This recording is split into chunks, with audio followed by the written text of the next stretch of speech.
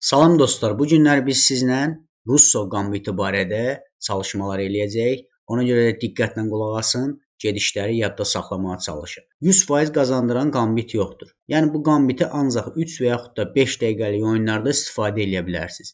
10 dəqiqəlik oyunlardan bu qambiti oynamağınızı mən məsləhət görmürəm. Çünki rəqib fikirləşib düzgün qərar verə bilər, düzgün gedişi eləyə bilər və siz pis vəziyyətdə qala bilərsiniz. Rəqiblərin çoxusu İtalyan açılışından istifadə edir, yəni ağlar. Belə ki, Y4 gediş eləyir. Biz həmin piyadanın önünü kəsmək üçün Y5 gediş eləyirik.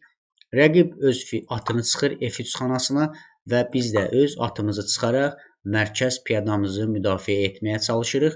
Əlbəttə ki, İtalyan açılışında fil C4-ə yerləşməlidir və bu gedişlərdən sonra biz artıq rəqibi təəccübləndirəcəyik. İtalyan açılışında əsas məqsəd bizim F7 piyadamıza hücum etməkdir və bizim şahımızı sarsıtmaq, atla vəzir və yaxud da topumuza təhlükə yaratmaqdan ibarətdir. Bu qambitdə biz rəqibi təəccübləndirməliyik və gördüyünüz kimi rəqibin F7 piyadasına hücumunu biz görməzdən gəlirik və həmin piyadanı F5 xanasına yerləşdirərək rəqibin mərkəz piyadasına hücum edirik. Əlbəttə ki, rəqib bunu belə başa düşəcək. Ağlar bizim boş piyadamızı görərək onu götürür, çünki boş piyadadır. Biz onu müdafiə etmirik heç bir figurumuzla və bu anda biz artıq öz piyadamızı önə çəkirik, Y4 xanasına qoyaraq rəqibin birbaşa atına hücum edirik. Atın artıq heç bir yerə gedişi yoxdur. H4, C5 xanası vəzir tərəfindən nəzarətdədir.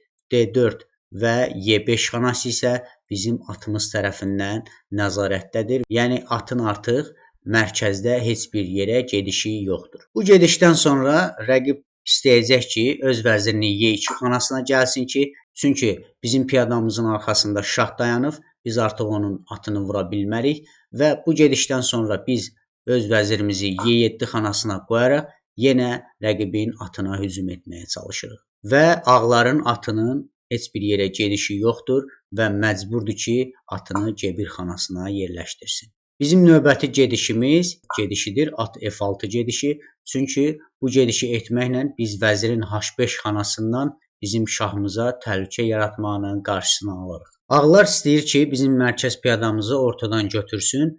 Ona görə də öz piyadasını D3 gedişi edərək önə çəkir və artıq bizim qambitin birinci mərhələsinin gedişi başlayır. Biz atımızı D4 gedişi eləyərək həm gördüyünüz kimi vəzirinə, həm də ki F5 piyadasına hücum etməyə çalışırıq.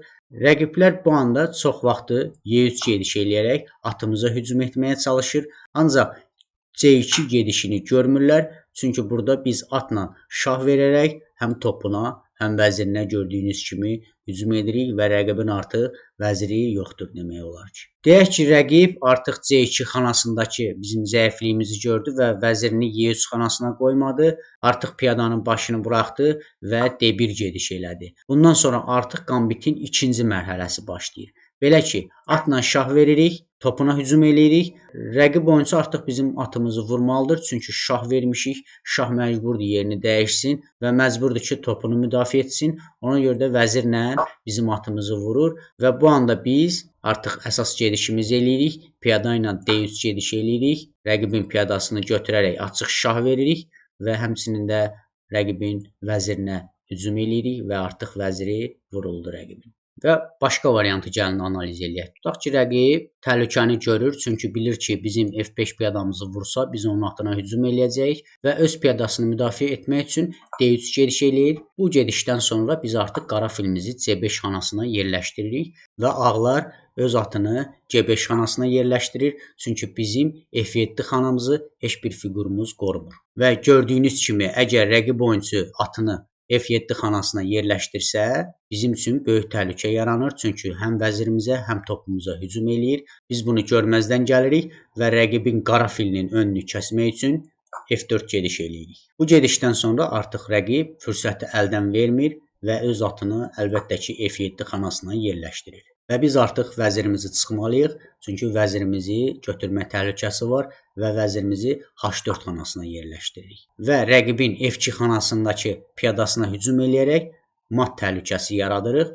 Əlbəttə ki, ağlar matdan çıxış yolu axtarmaq üçün qala qurma eləyir və bu anda biz atımızı çıxmalıyıq. Çünki rəqibin H5 xanasından yenə şahımıza təhlükə yaratma ehtimalı var və rəqib oyunçu bizim topumuzu götürür. Çünki topumuz artıq boşdadır.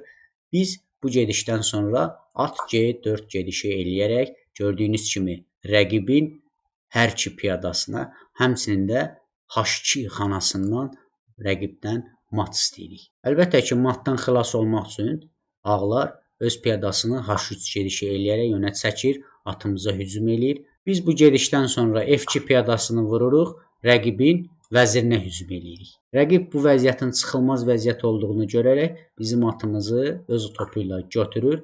Bu anda biz vəzirlə götürərək yenə şah veririk. Şahın bir gedişi var, H1 gedişi. Biz isə F3 gedişi eləyərək rəqibdən yenə mat istəyirik. Bu anda rəqib məcburdur ki, bizim piyadamızı götürsün. Bundan sonra biz D5 gedişi eləyərək rəqibin filinə hücum eləyirik, həm də öz ağ filimizin önünü açırıq ki, yenə rəqibin şahına təhlükə yaradaq. Bu anda bizim piyadamızı vurur və gördüyünüz kimi bizim artıq filimizin önü açıqdır. Bu vəziyyətdə isə biz artıq H3 gedişi eləyərək rəqibin 2 yerindən mat istəyirik. Vəzir əgər Y2 gedişi etsə, biz C1 gedişi ilə rəqibi mat eləyirik və yaxud da rəqib D2 gedişi etsə, yenə C1 xanasından mat istəyirik. Ağlar əgər öz vəzirini C1 xanasına qoysa, əlbəttə ki, bu ümumiyyətlə səhv xoddur, çünki yenə vurub mat eləyirik. Yəni burada matın çıxış yolu yoxdur. Ağlar məğlub olur. Deyək ki, biz rəqibin F2 piyadasını vuranda o topla götürmədi və vəzirini hərəkət elətdirdi ki, vəzirini biz götürməyək. Bu anda biz artıq atla açıq şah veririk, H3 xanasına gətirərək həm piyadasını götürürük. Gördüyünüz kimi həm fillə, həm atla şah veririk. Şahın yenə bir gedişi var. H1 xanasına qayıdır. Yenidən biz atla F2 xanasından şah veririk. Gördüyünüz kimi həm vəzirlə, həm atla iki tərəfli şahdır. Şahın bir gedişi var. C1 xanasına qayıdır və vəzirlə H1 gedişi eləyərək rəqibi mat eləyirik. Gəlin gedişlərə yenidən nəzər eləyək. Deməli, rəqib oyunçu İtalyan açılışından istifadə elədi. Y4 elədi. Biz Y5 atını çıxdı və filini C4 xanasına yerləşdirdi. Biz isə F5 gedişi etdik və rəqibi təəccübləndirdik.